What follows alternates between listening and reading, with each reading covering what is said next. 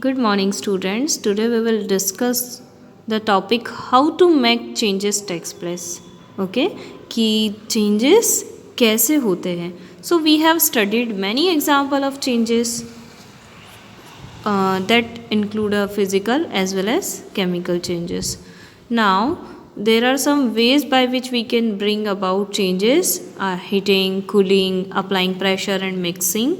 Now first point, changes caused by heating or cooling. So we know that whenever we will give to heat any object, it will change in shape, size, or it may be possible that its internal property will change. Okay, so here one by one we will discuss that certain things become hot on heating and cold on cooling. तो हमें पता है कि कुछ चीज़ें या जिसे हम हीट देते हैं तो वो हॉट हो जाती है, यानी उसका टेम्परेचर बढ़ जाता है, और कुछ ऐसी चीज़ें होती हैं जिन्हें कूल करने पर, ठंडा करने पर उनका टेम्परेचर कम हो जाता है. ठीक है, तो यहाँ पर जो चेंजेस आ रहे हैं वो हीटिंग और कूलिंग दोनों ही प्रोसेस से आ सकते हैं. उसके लिए एक एग्जांपल यहाँ पर लिया गया है. फॉर एग्जांपल जैसे कोई आइस है या वाटर है. ठीक है, वाटर को अगर आप हीट देते हो तो वाटर धीरे धीरे वेपर के फॉर्म में चेंज हो जाता है. तो यहाँ पर हीट करने के कारण चेंज कौन सा आ रहा है?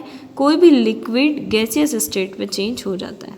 ठीक है, वैसे ही अगर हम बात करें कूलिंग प्रोसेस की, तो अगर हम उस वेपर को कूल कर देते हैं तो वो अगेन वाटर के फॉर्म में चेंज हो जाता है. तो यहाँ पर कूलिंग प्रोसेस के थ्रू क्या चेंज आ रहा है कि कोई भी ऑब्जेक्ट गैसियस स्टेट से लिक्विड स्टेट में आ रही है. तो इस तरह से हीटिंग और कूलिंग प्रोसेस के थ्रू भी चेंज हो सकते हैं. कई सारी चीज़ें जैसे कि डे है, हीट, सन हीट के कारण वार्म हो जाता है. ठीक है, जबकि नाइट होती है वो कूल होती है. ठीक है, क्योंकि नाइट टाइम पे सन नहीं होता, तो इसलिए उससे आने वाली जो हीट है वो भी अफेक्ट नहीं करेगी. ठीक है, तो हीटिंग और कूलिंग के कारण सीज़न भी चेंज हो जाती है, वेदर भी चेंज होता है. Now second point, certain things expand on heating and contract on cooling. अब देखो, अभी तक जो हमने पढ़ा उसमें ये पढ़ा कि हीटिंग और कूलिंग से सिर्फ स्टेट चेंज होती है. स्टेट मतलब यानी कि टेम्परेचर बढ़ेगा, कोई भी ऑब्जेक्ट हॉट हो जाएगी या कूल हो जाएगी. लेकिन यहाँ पर अब हम पढ़ेंगे कि हीटिंग और कूलिंग से एक्सपांड भी होते हैं और कॉन्ट्रैक्शन यानी कि सिकुड़ भी जाती है चीज़ें. तो हमें पता है कि हम किसी भी ऑब्जेक्ट को या मटेरियल को जब हीट देते हैं तो वो मेल्ट होना शुरू हो जाता है. मेल्ट होना मतलब फैलना. ठीक है, पिघल कर फैल जाना, जिसे हम एक्सपांड भी कहते हैं. ठीक है, लेकिन अगर उसी ऑब्जेक्ट को हम कूल करेंगे, ठंडा करेंगे, तो वो एक जगह इकट्ठा हो जाएगा, यानी कि कॉन्ट्रैक्शन आएगा. तो फॉर एग्जांपल जैसे कोई मेटल है, आयरन है, एल्यूमिनियम है, जब उसे आप हीट करते हो तो क्या होता है, उनका टेम्परेचर बढ़ जाता है और वो मेल्ट हो जाती है, पिघल जाती है, जिसके कारण वो थोड़ी सी फैल जाती है. जबकि इन्हीं मेटल को जब आप ठंडा करोगे तो वो ऑटोमेटिकली कम से कम एरिया कवर करके ठंडी होकर जम जाएगी. ठीक है, यानी इनके बीच में कॉन्ट्रैक्शन आएगा. अब कुछ एग्जाम्पल है हीटिंग, एक्सपांशन और कॉन्ट्रैक्शन के. पहला एग्जाम्पल है fixing of iron rim on a bullock cart wheel. ठीक है, यानी कि बैलगाड़ी आपने देखी होगी, उसके पीछे जो उसके टायर होते हैं उसके अंदर एक आयरन की रीम लगाई जाती है. और आपको पता होगा कि बुलॉक कार्ट जो होती है उसके जो व्हील्स होते हैं वो वुडन यानी लकड़ी के होते हैं.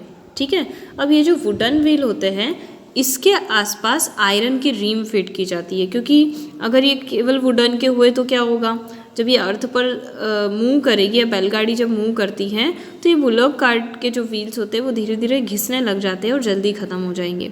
ठीक है, इसलिए इनकी सेफ्टी और इनकी लाइफ को बढ़ाने के लिए इनकी सरफेस पर आयरन रीम लगा देते हैं. रीम मतलब आयरन की इस तरह से एक प्लेट आती है. ठीक है, ये प्लेट आपको नज़र आ रही है, पतली सी स्ट्रिप है. ठीक, जो इस तरह से इस व्हील के ऊपर लगा दी जाती है, ताकि ये व्हील जब रोड के कांटेक्ट में आएगा तो इस वुडन को कम से कम घिसेगा या फिर डिस्ट्रॉय करेगा, क्योंकि आयरन एक अच्छी ड्यूरेबल मेटल होती है, लॉन्ग लास्टिंग होती है as compare to wooden structure.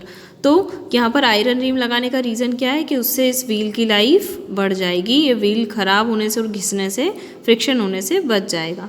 ठीक है, तो अब हमें क्या करना है कि ये आयरन जो था इनिशियली तो ये किसी लम्प्स के फॉर्म में होगा, इसे इस शेप में कैसे लाया गया है, हीटिंग करके। तो हमारा टॉपिक ही यही है ना कि कैसे हम किसी मेटल को हीट करके वो एक्सपांड होती है और कूल करने पर ठंडी हो जाती है। तो इस पूरी प्रोसेस में ये जो रीम चढ़ाने वाली प्रोसेस है ना, इसमें आपको समझ में आएगा कि कैसे ये एक्सपांड हुई और कैसे ये कूल होने पर मतलब टेम्परेचर कम करने पर ये कूल हो जाती है, ठंडी हो जाती है।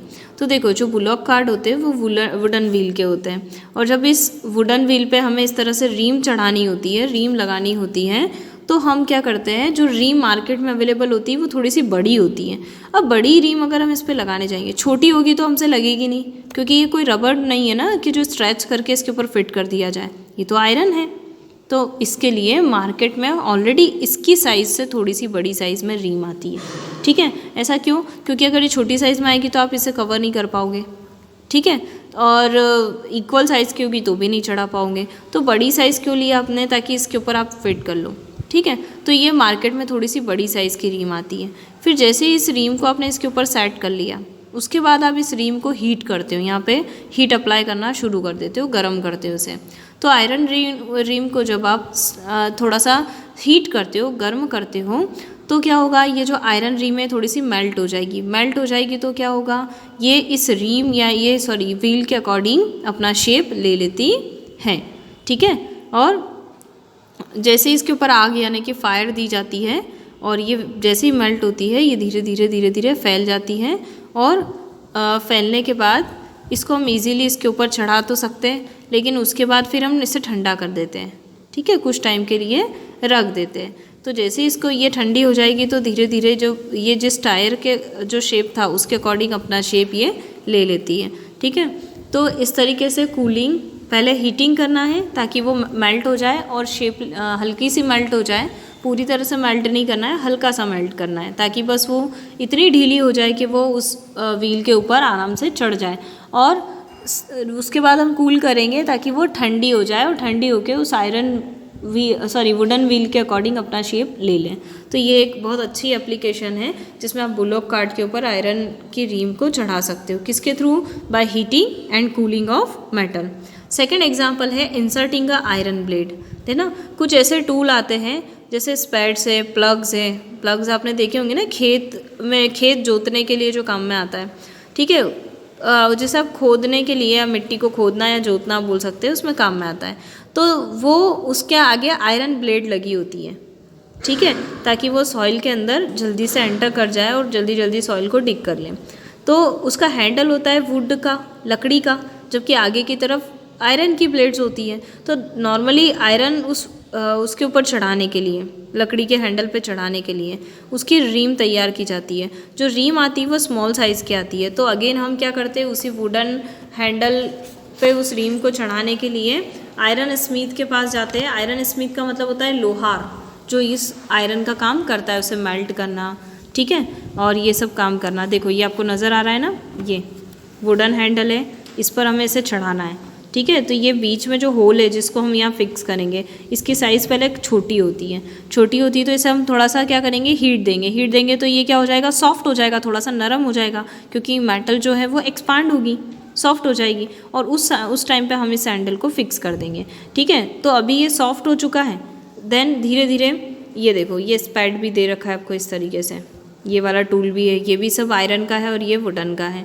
यहाँ पर भी अब इसे पहले हीट करेंगे। हीट करने के बाद इसकी साइज़ थोड़ी सी बड़ी हो जाएगी, तब आप हैंडल फिक्स कर दोगे। फिर इसको ठंडा होने दो, ठंडा होगा तो ऑटोमेटिक ये मेटल वहीं के वहीं जम जाएगी। ठीक है, जो सॉफ्ट हो गई थी वो अगेन हार्ड हो जाएगी कूलिंग करने पर, और हार्ड होने के कारण वहीं पर फिक्स हो जाएगी। तो इस तरीके से आयरन स्मिथ ये वर्क करता है। ठीक है, नाउ थर्ड पॉइंट है certain thing change their state. अब हीटिंग कूलिंग से आपने ये तो देखा था कि किसी का शेप चेंज हो जाता है, और कूल करने पर अगेन वो सॉलिड फॉर्म में आ जाता है और फिक्स हो जाता है। ठीक है, नाउ अब हम ये देखेंगे कि हीटिंग और कूलिंग से स्टेट भी चेंज होती है। स्टेट मतलब जैसे ही आप आइस को हीट करते हो, आइस एक सॉलिड फॉर्म में, स्टेट का मतलब होता है सॉलिड, लिक्विड और गैस। तो आइस एक सॉलिड फॉर्म में, उसे जैसे ही आप हीट करोगे तो वो वाटर के फॉर्म में चेंज हो जाएगा, यानी कि लिक्विड में आ जाएगा।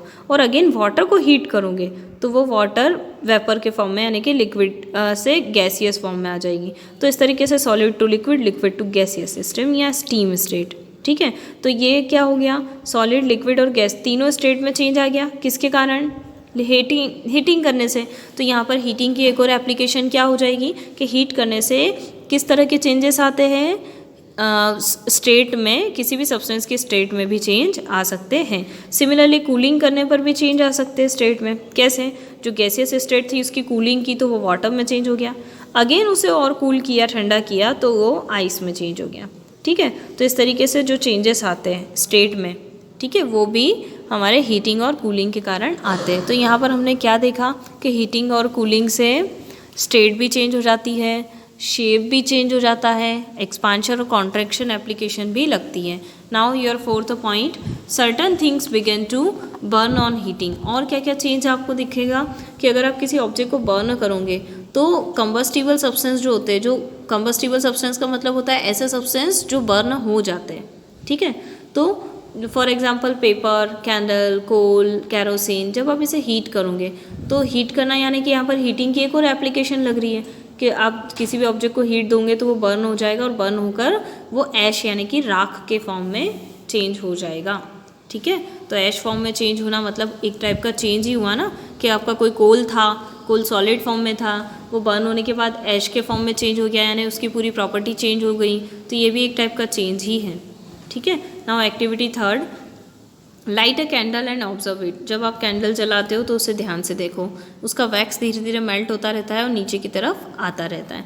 ठीक है, तो यहाँ पर चेंज आ रहा है, इसकी साइज़ बड़ी थी और अब यहाँ पर ये कैसा हो चुका है, छोटा हो चुका है। ठीक है, 10 मिनट के बाद ये छोटी हो चुकी है। ठीक, और आप यहाँ पर एक और चेंज देख रहे हो, वैक्स पहले सॉलिड फॉर्म में था और धीरे धीरे जो टपक रहा है आसपास वो लिक्विड फॉर्म में आता जा रहा है। तो हीटिंग करने से यहाँ पर साइज़ में भी चेंज आ रहा है एज वेल एज स्टेट में भी चेंज आ रहा है कि वैक्स जो है वो सॉलिड स्टेट से लिक्विड में चेंज हुआ और अगेन नीचे ठंडा होने के बाद वो अगेन सॉलिड स्टेट में आ गया। ठीक है, अब ये तो था changes caused by heating and cooling. Now second topic है change caused by pressure. Pressure के थ्रू कैसे चेंजेस आते हैं। हीटिंग कूलिंग से तो आपने चेंजेस देख लिया, बट हम पढ़ेंगे अब प्रेशर के थ्रू कैसे चेंजेस लाए जाते हैं। तो जैसे चेंज इन शेप और साइज़। ठीक है, जैसे आप बैलून है, बैलून में अभी कोई एयर फील नहीं है तो वो बिल्कुल फ्लैट है। नाउ जैसे ही उसमें आप एयर फील करोगे तो उसकी शेप और साइज़ धीरे धीरे बढ़ती जाएगी। तो ये भी एक टाइप का चेंज हुआ ना कि आपने उसकी शेप और साइज़ में चेंज ला दिया।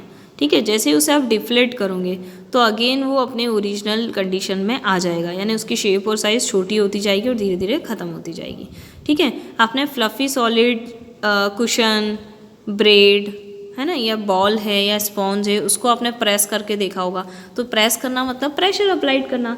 जब भी आप उस पर प्रेशर अप्लाइड करते हो, एक स्पॉन्ज की बॉल ले लीजिए और उस पर प्रेशर अप्लाइड करके देखो तो उसका शेप छोटा होता जाएगा, वो चपटी होती जाएगी। तो ये एक एग्जाम्पल है जिसमें आप प्रेशर के थ्रू चेंजेस ला सकते हो। ठीक है, पर किस में आएगा प्रेशर के थ्रू चेंज, सबसे पहले शेप और साइज़ में। ठीक, फॉर एग्ज़ाम्पल आपने जो आटा बनाया था चपाती बनाने के लिए, ठीक है, तो उस डफ को उसकी छोटी छोटी बॉल बना दी, तो अपने हाथ से उस पर प्रेशर अप्लाइड करा तब जाके उसका गोल शेप आया, है ना। और वो जो छोटी छोटी बॉल शेप आ चुका है, अब उस पर आप जैसे ही अपने बेलन से या रोलर पिन से जैसे ही उसे प्रेस करोगे तो प्रेशर के थ्रू उसका शेप बॉल से चपटा होता चला जाएगा और वो चपाती बनती जाएगी। तो यहाँ पर आप एक एप्लीकेशन देख रहे हो कि प्रेशर के थ्रू किसी भी ऑब्जेक्ट की साइज़ और शेप में भी चेंज आ जाता है। ठीक है, नेक्स्ट है सेकंड, प्रेशर के थ्रू आप ऑब्जेक्ट को ब्रेक भी कर सकते हो। ठीक है, तो ब्रेक करना मतलब ऑब्जेक्ट की साइज़ चेंज हो जाना, टुकड़े हो जाना। जैसे कि कोई ब्रिटल सब्सटेंस है, फॉर एग्जांपल आप एक चॉक पीस ले लीजिए, चॉक पीस पर अगर आप प्रेशर लगाओगे तो वो छोटे छोटे पार्ट्स में ब्रेक डाउन हो जाएगा। तो प्रेशर के कारण सिर्फ शेप और साइज़ में ही चेंज नहीं आता, इवन ऑब्जेक्ट ब्रेक भी हो जाती है, उसके छोटे छोटे टुकड़े भी हो जाते हैं। फॉर एग्जांपल कोल है, बिस्किट्स है। ठीक है, देखो बिस्किट पर अगर आप प्रेशर लगाओगे तो उसका साइज़ और शेप चेंज हो गया, उसके बहुत सारे टुकड़े हो गए। ठीक है, और इसी चेंज को हम बोलते हैं इरिवर्सिबल चेंज। इरिवर्सिबल चेंजेस मतलब ऐसे चेंजेस जिसमें आप किसी भी ऑब्जेक्ट को अगेन उसकी ओरिजिनल कंडीशन में नहीं ला सकते। इरिवर्सिबल, रिवर्सिबल मतलब जिसे आप वापस अपनी ओरिजिनल कंडीशन में ला सकते हो। इरिवर्सिबल का मतलब होता है अगेन उसकी ओरिजिनल कंडीशन में वो ऑब्जेक्ट नहीं आ सकता। क्या इस बिस्किट को ब्रेक करने के बाद आप फिर से इसे ओरिजिनल पहले जैसा बिस्किट था वैसा बना सकते हो? नहीं, एक बार जो क्रैक आ गया अब ये यहाँ पर नहीं जुड़ेगा। ठीक है, नाउ उसी तरह आप किसी ग्लास वगैरह को आपने ब्रेक किया है, ठीक है, तो आप उसको अगेन एक प्लेन ग्लास के फॉर्म में नहीं ला सकते। अगर आप ये सोच रहे हो कि अगर हम उस पर कोई ट्यूब वगैरह चिपका लेते हैं, है ना, फेविक्विक और ये, तो वो ब्रेक तो हो चुका है ना, आप उसमें अदर सब्सटेंस अप्लाइड करके उसको जोड़ रहे हो, बट एक्चुअल तो वो सब्सटेंस ओरिजिनल फॉर्म में तो नहीं आ सकता जैसा वो था। तो इस तरह के चेंजेस को हम कहते हैं इरिवर्सिबल चेंजेस। ठीक, जब क्विक लाइन यानी चूने का पानी, अब अपन यहाँ पर कुछ थर्ड चेंजेस देखेंगे। Changes caused by mixing third point है। जैसे आपने changes caused by heating cooling देखा, चेंजेस कॉज्ड बाय प्रेशर देखा, यहाँ पर अब देखोगे चेंजेस कॉज्ड बाय मिक्सिंग, यानी कि चीज़ों को मिक्स करने पर भी वो नए प्रोडक्ट के फॉर्म में चेंज हो जाती है। फॉर एग्जाम्पल आपके पास लेमन जूस था, ठीक है, यानी कि प्योर लेमन था, उसकी कुछ ड्रॉप्स आपने रख ली, तो अब मैं उस लेमन को वाटर के साथ डिज़ोल्व करके उसमें शुगर और सॉल्ट की सबकी मिक्सिंग कर दी, तो मैंने यहाँ दो या दो से ज़्यादा चीज़ें आपस में मिक्स कर दी, तो एक नया प्रोडक्ट बन गया ना, जिसका नाम है लेमन जूस। उसी तरह अगर आपके पास टी लीव्स थी, तो उस टी लीव्स को वाटर के साथ और शुगर डाल के, ठीक है, आपने उसे हीट कर दिया, तो वो टी बन चुकी है, यानी कि उसके अंदर उसकी प्रॉपर्टी चेंज हो चुकी है। तो इस तरह के चेंजेस कहलाते हैं चेंजेस बाय मिक्सिंग। ठीक है, यानी कि many changes occur due to mixing of substance, dissolving of salt into water. ठीक है, तो आपको सॉल्ट सॉल्यूशन मिल जाएगा। प्रीवियस चैप्टर में आपने डिस्कस किया है कि कैसे आप सॉल्ट को वाटर से सेपरेट कर सकते हो। ठीक है, and we can say that it is a reversible changes. और ये सारे चेंजेस कैसे होते हैं? रिवर्सिबल चेंजेस होते हैं। कैसे? क्योंकि हमने अगर सॉल्ट को वाटर में डिज़ोल्व किया है, तो हमारे पास टेक्निक है कि हम अगेन सॉल्ट को और वाटर को अलग अलग कर सकते हैं। ठीक है, कौन सी प्रोसेस से कर सकते हैं, ये वीडियो देखने के बाद आप मुझे ग्रुप में आंसर कीजिएगा। ठीक है, कि कौन सी मेथड अप्लाई करेंगे अगर हमें सॉल्ट से वाटर को सेपरेट करना है। ठीक है, क्योंकि हमने इसे एक रिवर्सिबल कहा है। रिवर्सिबल का मतलब है जिसमें आप मिक्स करने के बाद अगेन उन्हें सेपरेट करके ओरिजिनल स्टेट में ला सकते हो। उसी का दूसरा एग्जांपल है इरिवर्सिबल। इरिवर्सिबल मतलब जिसे आप अपनी ओरिजिनल स्टेट में नहीं ला सकते। फॉर एग्जांपल क्विक लाइन को अगर, यानी चूने का पानी, ठीक है, चूने के पत्थर को अगर आप मिक्स कर रहे हो पानी के साथ, तो वो स्लैग्ड लाइम बन चुका है, यानी कि चूना की जो स्ट्रॉन्गनेस है वो ख़त्म हो चुकी है लाइम की। ठीक है, तो अगेन आप स्लैग्ड क्विक लाइम के फॉर्म में उसे नहीं ला सकते। जैसे चूने के पत्थर मिलते हैं ना अर्थ से, वैसे फॉर्म में आप नहीं ला सकते। तो इस तरह के चेंजेस कहलाते हैं इरिवर्सिबल चेंजेस। ओके, तो आपका ये चैप्टर ख़त्म होता है यहीं पर। Then in next lecture we will continue next chapter. Okay, thank you.